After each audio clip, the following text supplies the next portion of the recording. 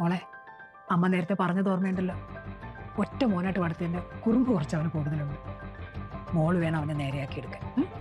എന്റെ ഗുരുവായൂരപ്പ കാത്തോണേ. അരുണേട്ടാ, ഹായ്. എന്താ പേടിച്ചോയോ? ഞാനിവിടെ ഉണ്ട്. രേഷ്മ ഇരിക്കണേ, ഒന്ന് ഫ്രഷ് ആയിട്ട് വരാം.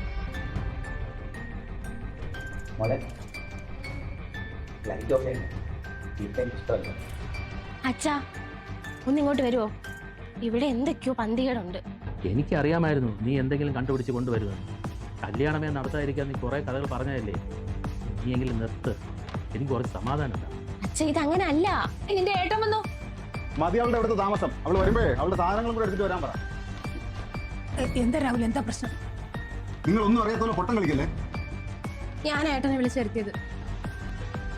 അമ്മേ, അരുണേട്ടൻ്റെ അവസ്ഥ എനിക്ക് മനസ്സിലാവും.